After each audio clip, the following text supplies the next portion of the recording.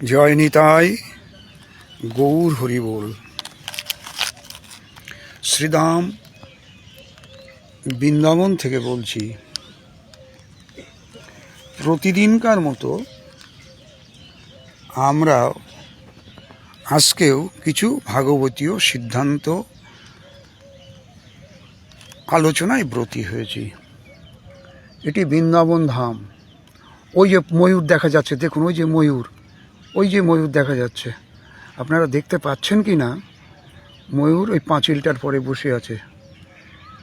ওই যে ময়ূর, আপনারা কি দেখতে পাচ্ছেন? রাধে রাধে। দেখুন দেখা যাচ্ছে কি না? ওই যে প্যাকমটা ছাড়াচ্ছে আস্তে আস্তে করে। ওই যে, এটা বৃন্দাবন ধাম, যমুনার তট। আপনারা দর্শন করুন। বৃক্ষাদি সুশোভিত স্থান।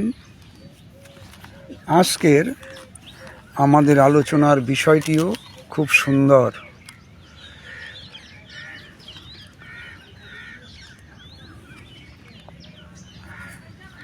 কৃষ্ণ পাদপদ্মে মনোবৃত্তি থাকায় বিদ্যার ফল। এ কথা কে বলছেন? স্বয়ং মহাপ্রভু। কৃষ্ণ পাদপদ্মে মনোবৃত্তি থাকায় বিদ্যার ফল।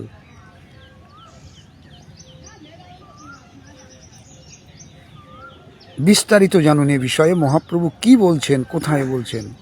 এর জন্য আমরা সাহায্য গ্রহণ করেছি শ্রী শ্রী চৈতন্য ভাগবত বৃন্দাবন দাস ঠাকুর মশাই কৃত তার আদি খণ্ড 11 অধ্যায়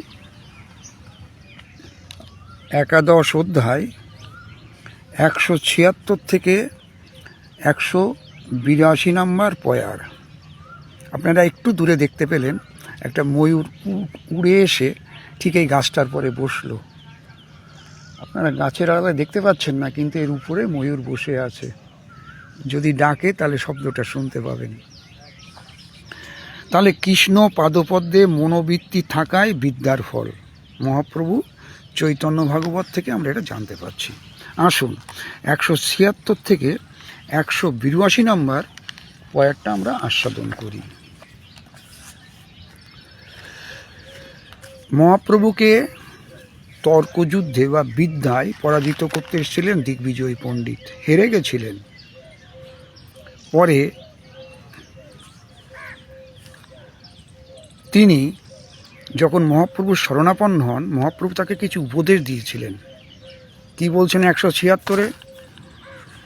এ থেকে ছাড়িয়া বিপ্র যতেক জঞ্জাল, শ্রীকৃষ্ণ চরণ গিয়া ভজ সকাল। এসব জঞ্জাল ত্যাগ করো।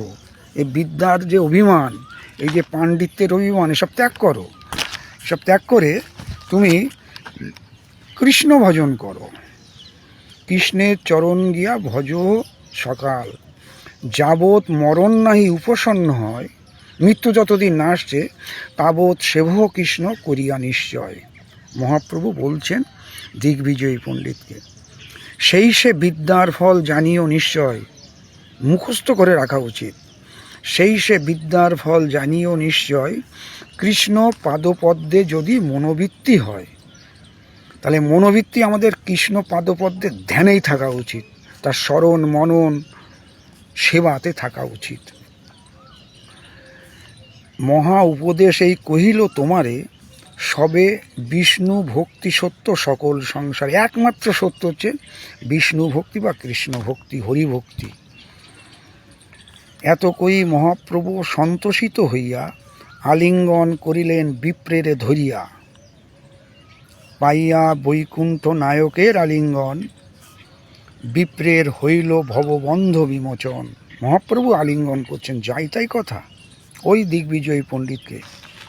প্রভু বলেন, বিপ্র সব দম্ভ পরিহরি, ভজ গিয়া কৃষ্ণ সর্বভূতে দয়া করি। সব ভূতে দয়া করো, সর্বপ্রাণীতে দয়া করো, এবং এই ভাব নিয়ে তুমি গিয়ে কৃষ্ণ ভজন করুন।